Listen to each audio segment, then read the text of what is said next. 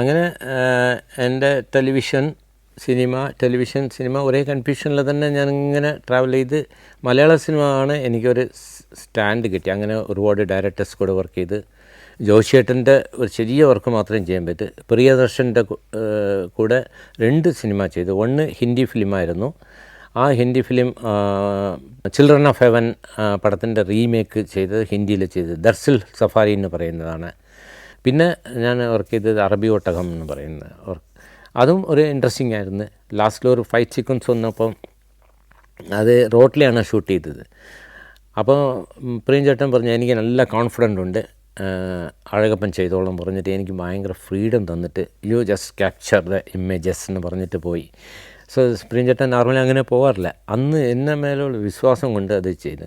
മാത്രമല്ല പുള്ളി ഒരു 3 ക്യാമറ കൊണ്ടുവന്നിട്ടുണ്ട്. 2012 ഇത് നടക്കുന്നത്. ആ 3 ക്യാമറ അത് ഗോപ്രോ ക്യാമറാസ്. അന്ന് പുതിയത് ബ്രിട്ടൻ പോയപ്പം അത് full HD ക്യാമറാസാണ്. 2K 4K resolution ഇല്ല. എൻ്റെ അടുത്ത് പറഞ്ഞ് 3 ക്യാമറ ഉണ്ട്, യു വോണ്ട് എക്സ്പെരിമെൻ്റ് എന്ന്. ഞാൻ പറഞ്ഞു ഞാൻ എക്സ്പെരിമെൻറ്റ് ഡെഫിനറ്റായി ചെയ്യാൻ താല്പര്യമുള്ള ആളാണെന്ന് പറഞ്ഞിട്ട് അതിനു മുമ്പ് തന്നെ ഞാൻ ഐഫോണിൽ ഒഴിമുറിയിൽ ഷൂട്ട് ചെയ്തിട്ടുണ്ട്. ഐഫോണിൽ മറ്റേ പട്ടംപോലയിൽ കുറേ സീക്വൻസ് ഷൂട്ട് ചെയ്തിട്ടുണ്ട്. ഷോർട്സുകളാണ്. അപ്പം ഞാൻ ഇത് ചെയ്യാൻ പറ്റും. ആ ചേസിങ് സീൻ എന്നിട്ട് 3 മൾട്ടി ക്യാമറ വെച്ച് ചെയ്യേണ്ട സംഭവം എല്ലാം ഞാൻ ഗോപ്രോയിലാണ് ഫിറ്റ് ചെയ്ത്.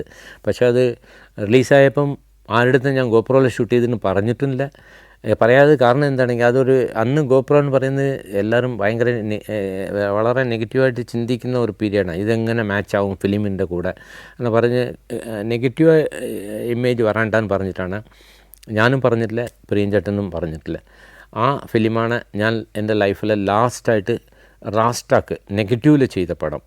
അത് കഴിഞ്ഞിട്ട് എല്ലാ പടവും ഡിജിറ്റലായി. ആൾ ദ ഫിലിംസ് ഡിജിറ്റലായിരുന്നു. 2012 ലാസ്റ്റ് പ്രിയചേട്ടൻ്റെ കൂടെ ചെയ്ത അറബി ഒട്ടകം എന്ന് പറയുന്ന പടമാണ്. ഈസ്റ്റ്മൻ കോഡാക്ക് നെഗറ്റീവ് ഫിലിം ക്യാമറയിൽ ചെയ്ത പടം. അപ്പോൾ അതിൽ ഞാൻ ഒരുപാട് ഷോട്ട്സുകൾ ഈ ഗോപ്രോ എവിടെയൊക്കെ റിസ്കി ആയിരുന്നു, ദുബായിലെ ലൈവായിട്ട് അബുദാബിയിൽ ഷൂട്ട് ചെയ്ത ലൊക്കേഷനിലെ ചില ലൊക്കേഷനിലൊക്കെ പെർമിഷൻ കിട്ടാത്ത ലൊക്കേഷനിൽ ഈ ഗോപ്രോ വെച്ച് ഷൂട്ട് ചെയ്തിട്ടുണ്ട്. അത് നമ്മൾ തിരിച്ചറിയാത്ത രീതിയിലാണ് അത് എഡിറ്റിങ്ങിലും യൂസ് ചെയ്തിട്ടുണ്ട്. അതിൽ കുറേ VFX വർക്കുണ്ട്. അതെല്ലാം VFX ആരും സ്പെഷ്യലിസ്റ്റ് വന്നിട്ടില്ല. ഈ told Azhagappan will manage this. അത്രയ്ക്ക് ഒരു സിനിമാറ്റോഗ്രാഫർ കോൺഫിഡൻസ് കൊടുക്കുന്ന ഒരു ഡയറക്ടറാണ്. അതൊരു ഓപ്പർച്യൂണിറ്റി എനിക്കുണ്ടായി. ഇങ്ങനെ എൻ്റെ സിനിമാറ്റോഗ്രാഫർ യാത്രയിൽ നമ്മൾ തുടങ്ങി. Still I M learning process എന്ന് പറഞ്ഞതാണ് നടന്നുകൊണ്ടിരിക്കുന്നത്. സിമ്പിളായിട്ട് ഓരോരോ കാര്യങ്ങളും പഠിച്ച് ചെയ്യാൻ ആഗ്രഹിക്കുന്നുണ്ട്. ഇപ്പം ഞാനിപ്പോൾ വർക്ക് ചെയ്തത് ലാസ്റ്റ് പറഞ്ഞ ഒരു ജനറേഷൻ എന്ന് പറയുന്നത് footprints and water 5th generation ഡയറക്ടറാണ്. കാരണം ഞാൻ തുടങ്ങിയത് രാമണ്ണ, MA തിരുമുഖം, ഗിരിഭാശങ്കർ, ശശികുമാർ സാർ എന്ന് പറയുന്ന ആ ജനറേഷൻ കഴിഞ്ഞു.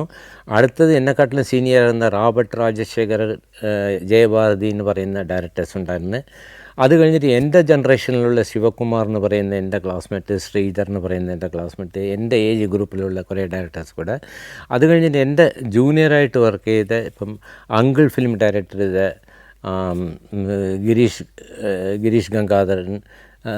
ഗിരീഷ് ദാമോദർ ആൻഡ് ബ്ലസ്സി, അടുത്ത് അതിൻ്റെ കൂടെ വന്ന കുറേ ഡയറക്ടേഴ്സ്, ഈവൻ ശ്യാമപ്രസാദ് എങ്കർതന്മി. അപ്പോൾ അങ്ങനെ ഒരു ഡയറക്ടേഴ്സിൻ്റെ ഗ്രൂപ്പിൽ പോയി. അത് 5th ജനറേഷനാണ്. നത്താലിയ എന്ന് പറയുന്ന ഡയറക്ടർ കൂടിയും അതിൻ്റെ കൂടെ വരുന്ന രമേഷ് പിഷാരടി, സിദ്ധാർത്ഥ ശിവ ആൻഡ് ഊർമിള ഉണ്ണിയുടെ മകൾ Uthara. So I am very lucky cinematographer in Malayalam industry. Because എനിക്കൊരു 5 ജനറേഷൻ കൂടെ യാത്ര ചെയ്യാൻ പറ്റിയ 18 വയസ്സിൽ തുടങ്ങിയിട്ട് now I M 66. I am still working with a younger generation also. അപ്പോൾ അത് ഒരു ബ്ലസ്ഡാണ്. I M blessed. പിന്നെ ഞാൻ ഇത്രയും ഡയറക്ടേഴ്സ് കൂടെ വർക്ക് ചെയ്യുമ്പോഴാണ് എനിക്ക് ചിലപ്പം ഈ ഡയറക്ടോറിയൽ മോഹങ്ങൾ വന്നതും. അതുകൊണ്ടാണ് ആഡ് ഫിലിംസും ഡോക്യുമെൻ്ററിയും സ്വന്തമായി ചെയ്ത് നോക്കി. പിന്നെ ഒരു നിമിത്തത്തിൽ എനിക്കൊരു സീരിയൽ ഡയറക്റ്റ് ചെയ്യാൻ ഒരു 13 എപ്പിസോഡ് സീരിയൽ തുടങ്ങി കൈരളി TVക്ക് വേണ്ടി അന്ന കരീന എന്ന് പറഞ്ഞ്. അതാണ് പിന്നീട് അത് 26 എപ്പിസോഡ് വേണം, നല്ല റീച്ച് ഉണ്ടെന്ന് പറഞ്ഞിട്ട് അത് കൈരളി TV റിക്വസ്റ്റ് ചെയ്തപ്പം 26 എപ്പിസോഡാണ് ചെയ്ത് 8 സ്റ്റേറ്റ് നേരത്തെ സൂചിപ്പിച്ചതുപോലെ 8 സ്റ്റേറ്റ്സ് അവാർഡും കിട്ടി. ഒരു ഡയറക്ഷൻ ചെയ്യാൻ പറ്റുമെന്ന് ഒരു ചെറിയ കോൺഫിഡൻസ് കിട്ടി. അല്ലാതെ ഞാനൊരു സിനിമാറ്റോഗ്രാഫറായിരിക്കാനാണ് ആഗ്രഹിക്കുന്നത് ഇപ്പോൾ. അത് കഴിഞ്ഞിട്ട് ഞാൻ 2000 വാസന്തി ലക്ഷ്മി ചെയ്തുകൊണ്ടിരിക്കുമ്പോഴാണ് ചെന്നൈയിൽ നിന്നൊരു ഒരു പ്രൊഡ്യൂസർ വന്നിട്ട് കാർഗിൽ യുദ്ധം നടത്തുന്നതിൻ്റെ ബാക്ക്ഗ്രൗണ്ടിൽ ഒരു ഇൻസിഡൻറ്റ് നടന്ന്. അപ്പോൾ അത് വെച്ചിട്ട് ഒരു തീം ഉണ്ട്, അത് അവിടെ എനിക്ക് ചെയ്യാൻ പറ്റുമോ എന്ന് ചോദിച്ചു. അപ്പോൾ ആ കഥ കേട്ടപ്പോൾ എനിക്ക് അത്ര ഒരു തൃപ്തിയായില്ല. ഞാൻ പറഞ്ഞ ഇത് കഥ കുറച്ച് ഹൂക്കപ്പ് സ്റ്റോറി പോലെ ഉണ്ട്, നമുക്കൊന്ന് ചെയ്യാം. അത് ചെറിയ ഫിക്ഷനാണെങ്കിലും ഒരു ഡൈല്യൂട്ട് ചെയ്തിട്ട് ആ എസൻസ് മാത്രം എടുത്തിട്ട് ചെയ്യാൻ പറഞ്ഞ് എൻ്റെ ഒരു ഫ്രണ്ട് എലിയാസിനുണ്ട്. അദ്ദേഹത്തിൻ്റെ കൂടെ ഇരുന്ന് ഞാൻ ഡിസ്കസ് ചെയ്തപ്പം, അപ്പോൾ എലിയാസ് സിനിമയിലൊക്കെ വർക്ക് ചെയ്തിട്ടുണ്ട്, PN മേനോൻ സാറുടെ അസോസിയേറ്റൊക്കെ വർക്ക് ചെയ്തിട്ടുണ്ട്. അപ്പോൾ എലിയാസ് വിളിച്ചപ്പോൾ എലിയാസ് വന്നിട്ട് അതൊരു സ്റ്റോറി ഉണ്ടാക്കി 3 ക്യാരക്ടർ വെച്ചിട്ട്. ആ 3 ക്യാരക്ടർ വച്ചിട്ട് ജോസഫിനൊരു ആൾ അതിൽ ഫൈറ്റിൽ കാർഗിൽ യുദ്ധത്തിൽ പോകുന്നു. അതിൽ അമ്മയും മരുമകളും മാത്രം താമസിക്കുന്ന ഒരു വീട്ടിൻ്റെ ഒരു സ്റ്റോറിയാണ്. ഒരു ഫാൻറ്റസിയും ഇല്യൂഷനും മിക്സ് ചെയ്തിട്ട് റിയൽ നടന്ന ഇൻസിഡൻറ്റ് ഒരു ട്രീറ്റ് ചെയ്തിട്ട് അത് ഫെസ്റ്റിവലിൽ സൂര്യ ഫെസ്റ്റിവലിൽ നല്ല അപ്രിസിയേഷൻ കിട്ടിയതാണ്. പിന്നെ ആ സമയം ഇതിൽ ലാസ്റ്റ് വന്ന റൗണ്ടിൽ വന്നത് വാനപ്രസ്ഥം, ജലമർമറും, പിന്നെ കരുണം, വാസന്തി ലക്ഷ്മി, ഇങ്ങനെയൊക്കെ പടത്തിൽ കൂടെ ഈ സല്യൂട്ടെന്ന് പറയുന്ന ആ ഫിലിം ഞാൻ 10 lakhs ചെയ്ത ഒരു ബഡ്ജറ്റാണ്. അപ്പോൾ അത് എനിക്ക് ആ ഡയറക്ഷൻ ചെയ്യണമെന്ന് പഠിക്കാൻ വേണ്ടി ചെയ്തതാണ്. പക്ഷേ അത് കുഴപ്പമില്ലാതെ പോയി. പിന്നെ അത് ആർമിക്ക് തന്നെ ഒരു പ്രൊഡ്യൂസർ സെൽ ഔട്ട് ചെയ്ത് അങ്ങനെ ഒരു സിനിമ ചെയ്ത്. അങ്ങനെ ഇരിക്കുമ്പോഴാണ് ഈ അന്ന എന്ന് പറഞ്ഞ സീരിയൽ വന്നിട്ട് ലോയേട്ടൻ ഒരു ദിവസം വിളിച്ചിട്ട് പറഞ്ഞ്, അടക്കെ പറഞ്ഞ് ഞാൻ ക്യാമറ മാത്രം ചെയ്യാൻ അറിയാമെന്ന് വിചാരിച്ചു, ഡിറക്ഷനും അറിയാമല്ലേ എന്ന് പറഞ്ഞ്. ഞാൻ ഭയങ്കര ഒരു അപ്രിഷിയേഷനെ ചമ്മലോടുകൂടി അക്സെപ്റ്റ് ചെയ്ത് താങ്ക് യു ചേട്ടാന്ന്. അങ്ങനെയാണ് കാൾട്ടൻ കരുണാകരൻ ചേട്ടൻ ഇതറിഞ്ഞിട്ട്, കാൾട്ടൻ കരുണാകരൻ പറയുന്നത് ഉദയനാരതാരം, ചിന്താ വിശ്വശ്യാമള, ഇങ്ങനെയൊക്കെ പടം പ്രൊഡ്യൂസ് ചെയ്ത ആളാണ്. അദ്ദേഹം എന്നെ വിളിച്ചിട്ട് എനിക്കൊരു പടം ഡയറക്റ്റ് ചെയ്ത് തരണമെന്ന്. ഞാൻ പറഞ്ഞു, അയ്യോ ഞാൻ ഡയറക്ടർ ആവാൻ ആഗ്രഹിക്കുന്നില്ല, ഞാൻ സിനിമാറ്റോഗ്രാഫറാണ് ആഗ്രഹിക്കുന്നത്. അങ്ങനെ ഞാൻ ഗൾഫിൽ പോയി പ്രിയൻചേട്ടൻ്റെ മരുഭൂമിയിൽ അറബിയോട്ടം വർക്ക് ചെയ്തുകൊണ്ടിരിക്കുമ്പോൾ ആ സ്പോട്ടിൽ പുള്ളി ഷാർജ ബെസ്റ്റായിരുന്നു.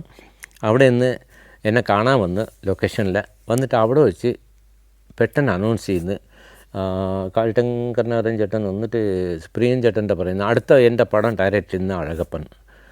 ശരിക്കും എൻ്റെ അടുത്ത് കഥ പോലും ഒന്നുമില്ല. ഞാൻ പറഞ്ഞു, ചേട്ടാ ഇതെന്താ അനൗൺസ് ചെയ്ത്, ഞാൻ അങ്ങനെ ചിന്തിച്ചിട്ട് പോലും ഇല്ലെന്ന്. ഇല്ല അടുത്ത നിങ്ങളാണ് ഡയറക്റ്റ് ചെയ്യുന്നതെന്ന് പറഞ്ഞ് announce.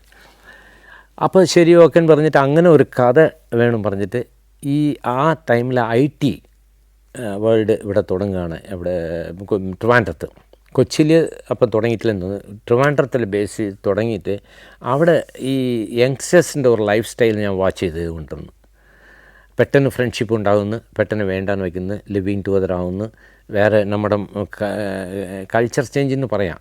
Complete younger ജനറേഷൻ്റെ dress code എല്ലാം മാറുന്നുണ്ട്. അവരതുവരെ വേറെ ടൈപ്പ് ഓഫ് ചുടിദാറൊക്കെ ഇട്ടുകൊണ്ടിരുന്നവർ പെട്ടെന്ന് ജീന്, ടീഷർട്ട്, വേറെ ഒരു ഡ്രസ് കോഡ് മൊത്തം മാറിയിട്ട് ആ കഴക്കൂട്ടം ഏരിയയിലെ കാണാൻ പറ്റിയായിരുന്നു. പിന്നെ അവരുടെ നീ എവിടെ താമസിക്കുന്നത്, ഏതാ പെൺകുട്ടിയിട്ട് ചോദിച്ചു, ഞാൻ അവൻ്റെ കൂടെയാണ് ഇപ്പോൾ താമസിക്കുന്നത്, ഞങ്ങൾ ഷെയർ ചെയ്യുന്ന റൂം. സോ ഈ ഒരു കൾച്ചർ ചേഞ്ച് വെച്ചിട്ട് ഞാൻ 3 IT അപ്പം ഇത് കാണുന്ന എൽഡർ ജനറേഷൻ എല്ലാവരും ഇവർ വേറെ ഒരു തരത്തിൽ ചിന്തിക്കാൻ തുടങ്ങി. പക്ഷെ അവർ മേ ബി ഫ്രണ്ട്സ് ആയിരിക്കും, അല്ലെങ്കിൽ അവർ ലിവിങ് ടുഗദർ എന്ന് പറയുന്നത് അവരൊരു ലിവിങ് ടുഗദർ എന്ന് പറഞ്ഞാൽ പല മീനിങ് അവർ എടുത്തിട്ടാണ് പറയുന്നത്. We are sharing the accommodation എന്ന് പറയും, അല്ലെങ്കിൽ റിയലി ലൈഫ് സ്റ്റൈൽ ലിവിങ് ആയിരിക്കും. പക്ഷേ ഇതൊന്നും നമുക്ക് പ്രെഡിക്റ്റ് ചെയ്യാൻ പറ്റില്ല. നമ്മൾ ഔട്ട് സൈഡിൽ നിന്ന് കാണുമ്പോൾ 2 ആണും പെണ്ണും കല്യാണം കഴിക്കാതെ ഒരുമിച്ച് താമസിക്കും പറഞ്ഞ് പഴയ ജനറേഷനൊക്കെ അതൊരു ഇറിറ്റേഷൻ ഉണ്ട്. ഇത് ഒബ്സർവ് ചെയ്തിട്ടാണ് ഒരു സ്റ്റോറി ഉണ്ടാക്കി. അതിൽ 3 ക്യാരക്ടർ വെച്ചിട്ടാണ്. ഒന്ന് പൃഥ്വിരാജ്, ചാക്കോച്ചൻ ആൻഡ് നമ്മുടെ അനൂപ് മേനോൻ ഒരു ക്യാരക്ടറുണ്ട്, പിന്നെ ജയസൂര്യ. അങ്ങനെ 4 പേരും വെച്ചിട്ട് കഥ പറഞ്ഞപ്പം ഭയങ്കര ഇഷ്ടമായി ഈ കാൾട്ടൻ കരുണാകരൻ. ഇത് ഓക്കെയാണ്. ഒരു പെൺകുട്ടി മാത്രമേ ഉള്ളൂ ഈ IT ഈ ഗേളും ഈ 4 ചുറ്റുമുള്ള 4 ഹീറോസും വെച്ചിട്ട് സബ്ജക്റ്റ്.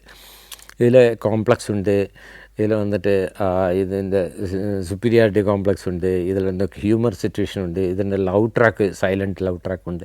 ഇങ്ങനെ ഒരു സ്റ്റോറി ഉണ്ടാക്കിയപ്പോൾ പുള്ളിക്ക് ഭയങ്കര ഇഷ്ടമായി ഞാൻ പറഞ്ഞ സ്റ്റോറി. അപ്പം ഞാൻ പറഞ്ഞു എനിക്ക് ഒരു വാക്ക് എഴുതാൻ അറിയില്ല, എനിക്ക് പറയാൻ മാത്രം അറിയാം. എല്ലാ ഡയറക്ടേഴ്സ് കൂടെ വരയ്ക്കുമ്പോൾ പറയാൻ അറിയാം, എനിക്ക് എഴുതാൻ അറിയില്ല.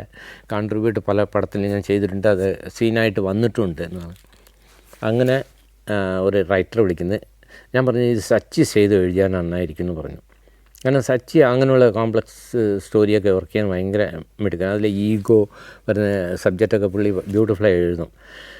അപ്പോൾ സച്ചിയും അവരും സംസാരിച്ചു. സച്ചിയുടെ കൂടെ ഈ എന്തോ ഒരു പ്രശ്നത്തിൽ ഇവിടെ വെച്ച് സച്ചി അപ്പം വർക്ക് ചെയ്യേണ്ടത് നമ്മുടെ റോഷൻ ആൻഡ് റോസിൻ്റെ ഒരു പടത്തിന് വേണ്ടി ഒരുമിച്ചിരുന്നതാണ്. അവിടെ വെച്ച് എന്തോ പിണങ്ങി കരുണാകരൻ ചേട്ടൻ സച്ചിയായിട്ട് എനിക്ക് പറ്റില്ല എന്ന് പറഞ്ഞു. ഞാൻ പറഞ്ഞു ഞാൻ സംസാരിക്കാമെന്ന്, സച്ചി എഴുതിയാൽ ഇത് നല്ല ബ്യൂട്ടിഫുള്ളായിട്ട് വരും എന്നൊക്കെ പറഞ്ഞ്. അപ്പം പുള്ളി പറ്റത്തില്ല എന്ന് പറഞ്ഞിട്ട് അങ്ങനെ ഡ്രോപ്പ് ചെയ്ത്. അപ്പോൾ ഇമ്മീഡിയറ്റ് ഗിരീഷ് കുമാറാണ് എനിക്ക് അന്ന കഥ എഴുതിയത്. അപ്പോൾ ഞാനറിയാതെ തന്നെ ഗിരീഷ് കുമാറെ ഷാർജയിൽ കൊണ്ടുവന്ന് റൂമിലെ സർപ്രൈസാ ഒരു വിഷു കൈനീട്ടം ഉണ്ടെന്ന് പറഞ്ഞിട്ട് പുള്ളിയെ ഇൻട്രൊഡ്യൂസ് ചെയ്ത് അവിടെ വെച്ച് സ്റ്റോറി ഉണ്ടാക്കണം. അപ്പം ഞാൻ ഈ കഥ പറഞ്ഞപ്പം ഗിരീഷ് കുമാർ പറഞ്ഞു ഓക്കെ നന്നായിട്ടുണ്ട്, സ്റ്റോറി നല്ല സ്റ്റോറിയാണ്. അപ്പോൾ അഴപ്പച്ചേട്ടൻ കൂടെ ഇരിക്കുമെന്ന് ചോദിച്ചു. ഞാൻ പറഞ്ഞു ഇരിക്കാം, പക്ഷേ എനിക്ക് പറയാൻ അറിയാം, എഴുതാൻ അറിയില്ല, അത് നിങ്ങൾ തന്നെ എഴുതണം. അത് ഞാൻ എഴുത്തോണം. പിന്നെ അവിടെ നിന്ന് ഞങ്ങൾ ഷിഫ്റ്റ് ചെയ്ത് എറണാകുളത്തിലൊരു ഗസ്റ്റ് ഹൗസ് വാടകയ്ക്ക് എടുത്ത് ഗിരീഷ് കുമാർ അവിടെ നിന്ന് എഴുതുന്നു. ഇൻ്റർവെൽ വരെ എഴുതിയിട്ട് കംപ്ലീറ്റ് വായിപ്പിച്ചു. ഭയങ്കര ബ്യൂട്ടിഫുള്ളായിരുന്നു. ഞാൻ പറഞ്ഞു ബാക്കി എഴുതിക്കണം പറഞ്ഞിട്ട് ഞാൻ പോയി. 2 ദിവസം കഴിഞ്ഞിട്ട് എന്നെ വിളിച്ചു, അഴപ്പച്ചേട്ടൻ തിരിച്ചു വരുമെന്ന്. അങ്ങനെ ഞാൻ പോയി. ഞാൻ സ്റ്റക്കായി, എനിക്ക് ബ്ലോക്കായി, റൈറ്റേഴ്സ് ബ്ലോക്ക് എന്ന് പറയുന്നത് ബ്ലോക്കായി. എനിക്ക് ഇനി ഒരു വാക്ക് എഴുതാൻ അറിയില്ല, ഇതിന് മേളിൽ എനിക്ക് പറ്റില്ല എന്ന് പറഞ്ഞിട്ട് ഗിരീഷ് കുമാർ പറയുക. ഞാൻ സ്റ്റക്കായി. ഞാൻ അഡ്വാൻസ് ഒന്നും വാങ്ങിച്ചിട്ടില്ല, അങ്ങനെ കമ്മിറ്റഡില്ല. എനിക്ക് ക്യാമറ വർക്ക് പെൻഡിങ് ഉണ്ട്. അപ്പോൾ ഞാൻ ക്യാമറയിൽ പോകാൻ ഡയറക്ഷൻ അങ്ങനെ ഡെസ്പറേറ്റായിട്ട് ചെയ്യണമെന്ന് നിന്ന ആളല്ല, ക്യാമറ ചെയ്യാൻ ഡെസ്പറേറ്റായിട്ടുണ്ട്. അപ്പോൾ ഇത് ഇങ്ങോട്ടൊരു ഓഫർ വന്നപ്പം ഒരു അംഗീകാരം കിട്ടുമ്പോൾ വേണ്ടാന്ന് പറയണ്ട, ഒരു നഷ്ടപ്പെടുത്താണ്ടാൻ പറഞ്ഞിട്ട് ഞാൻ മുന്നോട്ട് പോയത്. എന്നിട്ട് ഗിരീഷ് പറഞ്ഞപ്പം ഞാൻ പറഞ്ഞു അപ്പം ലഞ്ച് കഴിച്ചിട്ട് നമ്മൾ ഡിസ്പോസ് ചെയ്യാൻ ഉടനെ ഗൾഫ് വിളിക്കാൻ പറഞ്ഞ് ഗൾഫ് വിളിച്ചു. ഒരു 12:30 ആയപ്പം വിളിച്ചിട്ട് കരുണാകരൻ ചേട്ടൻ തിരിച്ചു വിളിച്ചു. നമ്മൾ മിസ് കോൾ കൊടുത്തോണ്ട് തിരിച്ചു വിളിച്ചു. എന്ത് പറ്റിയെന്ന് ചോദിച്ചു. എല്ലാം എഴുതി കഴിഞ്ഞോന്ന്. ഇല്ല എഴുതില്ല, സ്റ്റക്കായി, ഇനി ഇങ്ങോട്ട് പുള്ളിക്ക് എഴുതാൻ പറ്റില്ല എന്ന് പറയുന്നത്. അതെന്ത് പറ്റിയെന്ന് ചോദിച്ചു. പുള്ളി പറഞ്ഞു എനിക്ക് മുന്നോട്ട് പോകുന്നില്ല. അപ്പം ഞാൻ പറയാം ബാക്കി ഇൻസിഡൻസ് ഇതാണെന്ന് പറഞ്ഞ് ഇൻസിഡൻസ് പറഞ്ഞു, ഇതിലെന്തൊക്കെ സംഭവിക്കുന്നത്. ഞാൻ സീൻ ഓർഡർ എഴുതി വെച്ചിരുന്നു, കുറേ സീൻസ്. അത് കണക്ട് ചെയ്യണം, അത് എഴുത്തിലേ കണക്ട് ചെയ്യാൻ പറ്റും, പറച്ചിലിൽ കണക്ട് ചെയ്യാൻ പറ്റില്ല. അപ്പം ഞാൻ പറഞ്ഞ് ഇതാണ് നമ്മൾ എഴുതി വെച്ച സിറ്റുവേഷൻ, അത് എല്ലാവരും നമ്മൾ കേട്ടതല്ലേ, പിന്നെ എന്താ ഗിരീഷ് എന്ത് പറ്റിയെന്ന്. അല്ല എനിക്ക് ഒരു വാക്ക് എഴുതാൻ പറ്റുന്നില്ല എന്ന് പറഞ്ഞു. പുള്ളി സ്റ്റക്കായി പോയിരുന്നു. സത്യമാണ്, ഒരു റൈറ്റേഴ്സ് ബ്ലോക്ക് എന്ന് പറയുന്നത് 100% ഓക്കെ ആയിരിക്കും. അത് യൂത്തിൻ്റെ കഥയാണ്, അന്ന് നടക്കുന്ന സംഭവങ്ങളാണ്, അത് നേരിട്ട് ഞാൻ വിറ്റ്നസ് ചെയ്ത സംഭവങ്ങൾ. അപ്പോൾ എൻ്റെ മനസ്സിലുള്ളത് എനിക്ക് എഴുതാൻ അറിയാത്ത ഒറ്റ കാരണം കൊണ്ട് ഞാൻ ഡിപ്പെൻഡ് ചെയ്ത് അപ്പോൾ ഡ്രോപ്പ് ചെയ്യാൻ പറഞ്ഞിട്ട്. അപ്പോൾ പുള്ളി പറഞ്ഞു ഓക്കെ അങ്ങനെയാണ് ഡ്രോപ്പ് ചെയ്തോ, നമുക്ക് വേറെ ആലോചിക്കാൻ പറഞ്ഞു. ഞാൻ പറഞ്ഞു വേറെ ഒന്നും ആലോചിക്കണ്ട, ഇപ്പോൾ തൽക്കാലം ഞാൻ സിനിമാറ്റോഗ്രാഫി മാറുവാണ്. ഇന്ത്യയിലെ 13 സംസ്ഥാനങ്ങളിലൂടെയുള്ള സഞ്ചാരം ഇപ്പോൾ പെൻഡ്രൈവിൽ ലഭിക്കുന്നു. ചരിത്രവും ഐതിഹ്യങ്ങളും യഥാർത്ഥ ജീവിതവും ഒത്തുചേരുന്ന ഇന്ത്യൻ കാഴ്ചകളുടെ ഈ അസുലഭ ശേഖരം സ്വന്തമാക്കാൻ 9955442222 എന്ന നമ്പറിലേക്ക് ഇന്ത്യ എന്ന് SMS ചെയ്യൂ. അപ്പോൾ ഞാനും ഗിരീഷും സിനിമ സ്റ്റൈലിൽ പിണങ്ങിപ്പോയില്ല. ഞങ്ങളിരുന്ന് ഒരുമിച്ച് ലഞ്ച് കഴിക്കുമ്പോഴാണ് കാഷ്വലായിട്ട് ഞാൻ പറഞ്ഞ് ഇത് ശരിയാ ഗിരീഷ് പറഞ്ഞ കറക്റ്റ്, അതിൽ ഒരു കോംപ്ലിക്കേഷൻസ് ഉണ്ട്, അത് നന്നായിട്ട് എഴുതിയാൽ വർക്കൗട്ടാവും, വിട്ടേക്കാം എന്ന് പറഞ്ഞിട്ട് എനിക്കൊരു ഇൻട്രസ്റ്റിംഗ് സ്റ്റോറി ഉണ്ട്, അത് ഞാൻ എപ്പോഴെങ്കിലും ഡയറക്ഷൻ ചെയ്യുമ്പോൾ അത് ചെയ്യുമെന്ന് പറഞ്ഞു. അപ്പോൾ എന്താ ഇല്ല അത് വേണ്ട, നമ്മളിപ്പം ഫ്രീ ആയിട്ട് ഭക്ഷണം കഴിക്കാൻ പറഞ്ഞു. അഴവണ പറ എന്ന് പറഞ്ഞു. അങ്ങനെ പറഞ്ഞപ്പോൾ ഈ ലൈറ്റായിട്ട് ഈ സബ്ജക്റ്റ് പറഞ്ഞു, പട്ടം പോലെയുടെ ഇൻസിഡൻസ്. അത് എൻ്റെ റിലേറ്റീവ്സ് 2 പേരുടെ കഥയാണ്. ഒന്ന് വളരെ ക്ലോസ് സിസ്റ്റർ റിലേഷൻ വരും, ಇನ್ನೊಂದು കസിൻ. അപ്പോൾ ആ കസിന് കുറച്ച് ഡിസ്റ്റൻസ് റിലേറ്റീവാണ്. ഇവർ തമ്മിൽ നടക്കുന്ന ഒരു സംഭവമാണ്. ഒരു ദിവസം പ്രേമം, അടുത്ത ദിവസം അടിച്ചു പിരിയും, അടുത്ത ദിവസം ഒളിച്ചോട്ടം പറയും, അടുത്ത ദിവസം അവർ പേരൻസ് വന്നിട്ട് ഫിക്സ് ചെയ്യാൻ പോകും, അലയൻസ് ഫിക്സ് ചെയ്യാൻ പോകും, അപ്പം ഇവർ വീണ്ടും ഒളിച്ചോടും പറയും. പിന്നെ രണ്ടുപേരും പിണങ്ങിയിട്ട് ഒരു വർഷം സംസാരിച്ചില്ല. പിന്നെ അവൾക്ക് കല്യാണം ഫിക്സ് ചെയ്തപ്പോൾ അവൾ അക്സെപ്റ്റ് ചെയ്തിട്ട് അവൾക്ക് ഡ്രസ്സ് എടുക്കാൻ വേണ്ടി ടേസ്റ്റ് കൺഫ്യൂഷനായി. അപ്പോൾ അവളുടെ അമ്മ പറയുന്നത് നീ തന്നെ പോയി നിൻ്റെ ഇഷ്ടമുള്ള ഡ്രസ്സ് എടുത്തോ, ഞാൻ എന്ത് ഇട്ടാലും ഇഷ്ടമില്ല നിനക്കെന്ന് പറഞ്ഞപ്പോൾ എനിക്ക് എൻ്റെ ഡ്രസ്സ് ഏത് ചേരുമെന്ന് എനിക്ക് അറിയുന്ന ഒരാളുണ്ട്, അയാളെ വെച്ച് ഞാൻ ചെയ്തോളാണ്, അത് റെഡി എന്ന് പറഞ്ഞു. അത് അമ്മ വിട്ടേക്കെന്ന് പറഞ്ഞു. എന്നിട്ട് ഇവനെ വിളിച്ചു, നീ എവിടെ ഉണ്ടെന്ന്. ഞാൻ ട്രിവാൻഡ്രത്തുണ്ട്. ആണോ, ഞാനിപ്പോൾ ചെന്നൈയിലാണ്, എനിക്ക് കല്യാണം ഫിക്സ് ചെയ്തു. ഓ വെരി ഗുഡ് എന്ന് പറഞ്ഞു അവൻ. ഇപ്പോൾ എനിക്ക് അതില്ല, നിനക്ക് ഹാപ്പി അല്ലേ? ഞാൻ ഹാപ്പിയാണ്. അപ്പോൾ എനിക്കൊരു ഹാപ്പി ഇനി ആവാൻ വേണ്ടി ഒരു കാര്യം ചെയ്തു തരണമെന്ന്. എന്താണെന്ന്, എൻ്റെ കല്യാണത്തിൽ എല്ലാം ഡ്രസ്സ് എടുക്കണം, എനിക്കെന്ത് ചേരുമെന്ന് നിനക്കെല്ലാടാ കൂടുതൽ അറിയാം, എൻ്റെ കൂടെ ഡ്രസ്സ് എടുക്കണം. ഇവൻ ഷോക്കായിപ്പോയി. നീ എന്താ വട്ടളക്കുന്നതാണ്? ഇല്ല, ഞാൻ സീരിയസാണ് പറഞ്ഞ്, എൻ്റെ ചേർച്ചയുള്ള കളേഴ്സ് എനിക്കെല്ലാം നിനക്കേ പറ്റും, നീയാണ് ബെസ്റ്റ് ജഡ്ജ്, നീ ചെന്നൈ വരാൻ പറ്റുമെന്ന്. അല്ലെങ്കിൽ ഒന്ന് ചെയ്യാൻ കോമൺ പ്ലേസ്, നമ്മൾ ഇടയ്ക്ക് എറണാകുളത്ത് പോകാൻ, ട്രിവാൻഡ്രത്ത് വേണ്ട എന്ന് പറഞ്ഞു. ചെന്നൈയാണ് കുറച്ച് വെറൈറ്റി കൂടുതൽ എന്നൊക്കെ പറഞ്ഞു അവൾ. ഇവൻ കട്ട് ചെയ്തിട്ട് അടുത്ത ദിവസം എന്താണ് ഇനി ദേഷ്യം പറഞ്ഞു. പിന്നെ ലവ് വീണ്ടും തുടങ്ങി. അതാണ് അതിൻ്റെ ഒരു ബാക്ക്ഗ്രൗണ്ടിലോ സ്റ്റോറി ചെയ്യാൻ. ഇത് ഞാൻ എഴുതാമെന്ന് പറഞ്ഞു.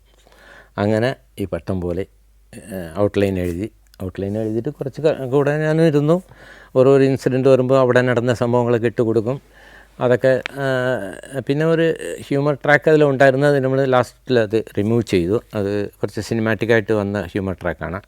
അതിൽ എന്താണെങ്കിൽ പള്ളിയിലെ ഒരു അച്ഛനും ഒരു അമ്പലത്ത് പൂജാരിയും ഉണ്ട് അതേ ഗ്രാമത്തിൽ. ഇവർ രണ്ടുപേരും ക്ലാസ്മേറ്റ്സ് ആയിരുന്നു. അവർ ഈ ലവ് ട്രാക്ക് വാച്ച് ചെയ്തുകൊണ്ടിരിക്കണം. അവരാണ് പറയുന്നത്, എടാ അവളെ കൊണ്ടുപോകും. ഇല്ലല്ലേ, എനിക്കറിയില്ല, അവന് അത്ര കൊണ്ടല്ലേ, എൻ്റെ ചർച്ചിൽ വരുന്ന അവളല്ലേ, ഭയങ്കര സ്ട്രോങ് ആണ്. ഇവരിങ്ങനെയൊക്കെ ഹ്യൂമറായിട്ട് കൊണ്ടുപോകുന്ന ഒരു സിറ്റുവേഷനൊക്കെ ഉണ്ട്. അത് വേണ്ടാന്ന് പറഞ്ഞിട്ട് കട്ട് ചെയ്തു. പക്ഷേ ആ പടം വന്നിട്ട് ഇത് ആരെ കൊണ്ട് ചെയ്യാൻ. അപ്പോൾ ഫഹദിൻ്റെ ആൾറെഡി ഞാൻ ഒരു കഥ പറഞ്ഞിരുന്നു, റഷ്യൻ സ്റ്റോറി. ആ ഫഹദ് അത് ചെയ്യാനും ഏറ്റിരുന്നു. അപ്പോൾ അത് ഫഹദ് കറക്റ്റായിരിക്കുമല്ലോ എന്ന് എല്ലാവരും പറഞ്ഞു. പക്ഷേ ഫഹദിന് ആൾറെഡി ഞാൻ സ്റ്റോറി പറഞ്ഞുകൊണ്ട് ഞാൻ പറഞ്ഞു ഫഹദിനെ ഇപ്പോൾ പോകുന്നില്ല. അപ്പോഴാണ് എനിക്ക് ഈ ഉസ്താദ് ഹോട്ടലിൽ വരാൻ പോകുന്നു പറഞ്ഞ പോസ്റ്റേഴ്സ് കണ്ടപ്പോൾ ദുൽഖർ എങ്ങനെയെന്ന് പറഞ്ഞിട്ട് ദുൽഖറിൻ്റെ സംസാരിക്കാൻ പറ്റും. അപ്പോൾ ആൻഡ്രൂ ജോസഫ് കണക്ട് ചെയ്ത് തന്നു. അപ്പോൾ ജോർജ് വിളിക്കുന്നു. അപ്പോൾ ദുൽഖറായിട്ട് ഇങ്ങോട്ട് വിളിച്ചു, എന്നിട്ട് കഥ കേൾക്കാവുന്നു. അങ്ങനെ ദുൽഖറുടെ വീട്ടിലെ പോയി കഥ പറഞ്ഞു. അപ്പോൾ സ്പോട്ടിൽ തന്നെ പറഞ്ഞു, I love this story, I like this story, I will do it എന്ന്. പിന്നെ മമ്മൂക്കാവും ഞാൻ കാണാൻ പോയി. സെറ്റ് ഇവിടെ വർക്ക് നടക്കുമ്പോൾ ഷൂട്ടിംഗ് സ്പോട്ടിൽ പോയിട്ട് നമുക്ക് കഥ ഒന്ന് പറയട്ടെ, കേൾക്കുന്നുണ്ടോയെന്ന്. അല്ല, അവൻ പറഞ്ഞു അവനക്ക് ഇഷ്ടമായിന്ന്, അത് മതി, അവനക്ക് ഇഷ്ടമാണെങ്കിൽ അത് കറക്റ്റായിരിക്കും എന്ന് പറഞ്ഞിട്ട് വിട്ട്. പക്ഷേ നമ്മൾ നന്നായിട്ട് ഇതിനെ ഒന്ന് ക്ലൈമാക്സിൽ വന്നിട്ട് ഇപ്പം പിന്നെ പടം റിലീസായിട്ട് ക്ലൈമാക്സ് ശരിയില്ലെന്നുള്ള ആരോപണങ്ങൾ അതിൽ ഞാൻ അക്സെപ്റ്റും ചെയ്യുന്നുണ്ട്. അത് ക്ലൈമാക്സ് മാറ്റി ചെയ്യാൻ ആഗ്രഹിച്ചു. പക്ഷേ അത് ചില സിറ്റുവേഷനിൽ ചെയ്യേണ്ടെന്ന് ഒരു തീരുമാനം എടുത്തത് കൊണ്ട് അത് അങ്ങനെ ആയി. അങ്ങനെ ഒരു പട്ടം പോലെ എന്നൊരു പടം ചെയ്യാനൊരു അവസരം കിട്ടി. അതിൽ വന്ന എല്ലാവരും യങ്സ്റ്റേഴ്സാണ്. അതിൽ വന്നിട്ട് മാളവിക മോഹനൻ വരുന്നത് തന്നെ മമ്മൂക്കയുടെ ഞാൻ ഇതാ വെച്ചിരുന്നത്, നസ്രിയ ആദ്യം കാസ്റ്റ് ചെയ്തിരുന്നത്. പക്ഷേ നസ്രിയ വന്നിട്ട് ധനുഷിയുടെ ഒരു പടം കമ്മിറ്റ് ചെയ്തിട്ട് ഭയങ്കര ബിസിയായിപ്പോയി. അങ്ങനെ ബിസി ആയതുകൊണ്ട് ഞാൻ എന്താ വെച്ചാൽ ഇനി ഡേറ്റ് ദുൽഖറുടെ ഡേറ്റ് പെട്ടെന്ന് വന്നതുകൊണ്ട് ഉടനെ ചെയ്യാനൊരു ഡേറ്റ് ഓപ്പൺ ഡേറ്റ് തന്നതുകൊണ്ട് ഞാൻ പിന്നെ ന്യൂ ഫേസ് പോയാൽ എന്താണെന്ന് നോക്കിയിട്ട് ന്യൂ ഫേസ് നമ്മൾ തപ്പിക്കൊണ്ടിരിക്കുമ്പോൾ ഒരുപാട് നോക്കിയപ്പോൾ മമ്മൂക്ക പറഞ്ഞ് ഒരു കാര്യം ചെയ്യുക, ഒരു ആഡ് ഫിലിം ഞാൻ ഷൂട്ട് ചെയ്യുമ്പോൾ അതിലൊരു കുട്ടി ഉണ്ടായിരുന്നു, KU മോഹനൻ്റെ മകളാണ്. അവിടെ ഇപ്പം നോക്കൂ, അത് നോക്കിയിട്ട് ഇഷ്ടപ്പെട്ട ചെയ്തോളൂ. അങ്ങനെ അത് ആ മാളവികയുടെ ഫോട്ടോസ് അയക്കാൻ വേണ്ടി ഫോൺ നമ്പർ വന്നിട്ട് അവരുടെ മാനേജർ എവിടെയോ ഇരുന്നിട്ട് മാളവികയുടെ KU മോഹനൻ്റെ നമ്പർ വാങ്ങിച്ചിട്ട് അവിടെ ഇരുന്ന് ഈ പ്രസൻറ്റ് ചെയ്തപ്പം KU മോഹൻ ഷോക്കായി. അവൾ ആക്ട് ചെയ്യുന്ന അവൾ സിനിമോട്ടോഗ്രാഫിയാണ് പഠിച്ചുകൊണ്ടിരിക്കുന്നത് പറഞ്ഞ്. ഞാൻ പറഞ്ഞു ഇങ്ങനെ ഒരു സജഷൻ വന്ന് അതുകൊണ്ട് കേട്ട് നോക്കട്ടെ എന്ന്. ഞാൻ ഇവിടുത്തെ ചോദിക്കട്ടെ എന്ന് പറഞ്ഞു. പിന്നെ മാളവിക അങ്ങോട്ട് വിളിച്ചു, sir I M interested four acting. അപ്പോൾ ഞാൻ പറഞ്ഞു ഓഡീഷൻ നടത്തണം, അതിൽ പാസ്സാകണമെങ്കിൽ മാത്രമേ എടുക്കാമെന്ന്. അങ്ങനെ അവൾ കുറച്ച് വീഡിയോ ഒക്കെ അയച്ചു. എന്നാലും ട്രിവാൻഡ്രത്തിൽ വന്നിട്ട് ഒരു ഓഡീഷനൊക്കെ നടത്തി അസിസ്റ്റൻറ്റ് ഡയറക്ടേഴ്സ് എല്ലാവരും കൂടി ഇരുന്നാണ് എല്ലാവർക്കും ഓക്കെ പറഞ്ഞു തീരുമാനിച്ചു. ഓക്കെ എന്ന് അങ്ങനെ എല്ലാവരും ഓക്കെ പറഞ്ഞപ്പം മുന്നോട്ട് പോയി. അത് കഴിഞ്ഞിട്ട് ഓരോ ക്യാരക്ടറാണ് വന്നു. പക്ഷേ അത് ചെയ്യുമ്പോൾ ഭയങ്കര ഇൻട്രസ്റ്റിംഗ് ആയിരുന്ന കാരണം എല്ലാം യൂത്താണ്. അവരുടെ ഒരു വൈബ്രേഷൻ എനിക്ക് ക്യാപ്ചർ ചെയ്യാൻ പറ്റി. അവരുടെ ഒരു സിനിമ സെറ്റ് പോലെ അല്ലാതെ ഒരു നമ്മൾ കുറേ പേര് ഒരു പാർക്കിലിരിക്കുന്ന ഒരു ഫീലിംഗാണ് എല്ലാവരും കൊണ്ടുവന്നത്. കാരണം ആ ലൈറ്റ് മൈൻഡഡ് സബ്ജക്റ്റ് ആയതുകൊണ്ട്. പിന്നെ അതിൽ അച്ഛനായിട്ട് അഭിനയിച്ച ദുൽഖറുടെ അച്ഛനായിട്ട് അഭിനയിച്ച ആക്ടർ പോലും തമിഴിലൊക്കെ ബിസിയായിരുന്നു. ഇതിലെന്താ ഫണ്ണി തിങ്സ് ആണെങ്കിൽ ഇതിൽ ആർക്കും മലയാള സ്ക്രിപ്റ്റ് വായിക്കാൻ അറിയില്ല. മലയാളത്തിലെ സ്ക്രിപ്റ്റ് ഉണ്ടാക്കിയിട്ട് ദുൽഖർക്ക് അറിയില്ലായിരുന്നു, മാളവികയ്ക്ക് അറിയില്ല, അർച്ചന കവിക്ക് അറിയില്ല, ദുൽഖറുടെ അച്ഛനായിട്ട് അഭിനയിച്ച ആൾക്ക് അറിയില്ല, അമ്മയ്ക്കറിയില്ല, മാളവികയുടെ അമ്മയ്ക്ക് അറിയത്തില്ല. മെനി പീപ്പിൾ ആകെ തട്ടിമുട്ടി വായിക്കുന്നത് ഞാൻ മാത്രമേ ഉണ്ടായിരുന്നു. അവസാനം എല്ലാ സ്ക്രിപ്റ്റും മംഗ്ലീഷിലാണ് സ്ക്രിപ്റ്റ് എല്ലാതും ഹാൻഡ് ഓവർ ചെയ്ത്. അതൊരു എക്സ്പീരിയൻസാണ് പട്ടം പോലെ. അടയാർ ഇൻസ്റ്റിറ്റ്യൂട്ട് പാസ്സായിട്ട് എംപ്റ്റി ഹാൻഡായിട്ടാണ് ഞാൻ ഇൻഡസ്ട്രിയിൽ ഒരുപാട് മോഹങ്ങളായിട്ടാണ് ഇറങ്ങിയത്. അപ്പം അടയാറിൽ പഠിക്കുമ്പോൾ തന്നെ മലയാള സിനിമ എൻ്ററാവണം, അവിടെ പോയിട്ട് ഒരു അറിയപ്പെടുന്ന ഒരു ക്യാമറാമാൻ ആവണമെന്ന ഒരു മോഹം മാത്രമേ ഉണ്ടായിരുന്നു. അത് കഴിഞ്ഞിട്ട് ഞാൻ തമിഴ്, കന്നഡ എല്ലാ വർക്ക് ചെയ്തങ്ങളും സ്ട്രഗിളിങ് ഒരുപാട് ഉണ്ടായി. അതുകൊണ്ടാണ് ടെലിവിഷനിൽ ദൂരദർശനിൽ പോയി. പക്ഷെ അവിടെ ഞാൻ ഒന്നും നഷ്ടപ്പെട്ടിട്ടില്ല. കാരണം അവിടെ പോയ എല്ലാം എക്സ്പീരിയൻസ് ആയിരുന്നു. പിന്നെയും ആ സ്വപ്നം കൊണ്ട് തന്നെ നടന്നു. ആ ഡ്രീം പ്രോസസ്സാണ് എന്നെ വീണ്ടും കേരളത്തിൽ എത്തിച്ചതും. മലയാള സിനിമയിൽ ഒരു അവസരം കിട്ടി, ഞാനും എവിടെയോ ഉണ്ട് മലയാള സിനിമയിൽ എന്ന് പറഞ്ഞ് എനിക്ക് വർക്ക് ചെയ്യാൻ പറ്റി. എനിക്ക് മലയാള ഓഡിയൻസോടെയും എൻ്റെ ഡയറക്ടേഴ്സ് എന്നെ ലിഫ്റ്റ് ചെയ്ത ഡയറക്ടേഴ്സോടെയും എനിക്ക് ആദ്യമായിട്ട് സിനിമയിൽ കൊണ്ടുവരാൻ അവസരം തന്ന കിരീടം ഉണ്ണി എന്ന് പറയുന്ന പ്രൊഡ്യൂസറോട് നന്ദിയുണ്ട്. ഞാൻ ടെലിവിഷൻ വർക്ക് ചെയ്തുമ്പോഴാണ് അദ്ദേഹം എന്നെ ഒന്ന് വിളിക്കുകയും ഞങ്ങൾക്ക് വേണ്ടി ഒരു സിനിമ ചെയ്യണം പറഞ്ഞ് ആ ടൈറ്റിൽ സമ്മാനമായിരുന്നു. ആ സമ്മാനം 100 ദിവസം ഓടി എൻ്റെ ഒരു പോസ്റ്റർ അടിച്ച് അത് ഒട്ടിച്ചപ്പോഴാണ് എനിക്ക് ഭയങ്കര ഹാപ്പിനെസ് ഉണ്ടായി. കാരണം എവിടെയോ ഡ്രീം ഉണ്ടെങ്കിലും അത് എവിടെയോ സ്കാറ്റേഡായിട്ടിരുന്ന് വന്ന് കടയിൽ എന്നെ കൊണ്ട് സിനിമയിൽ എത്തിക്കാൻ ഒരു അവസരം തന്ന അദ്ദേഹമായിരുന്നു. ഇപ്പോഴും എവിടെയോ ഒരു നല്ല സിനിമയ്ക്ക് വേണ്ടിയാണ് കാത്തിരിക്കുന്നു.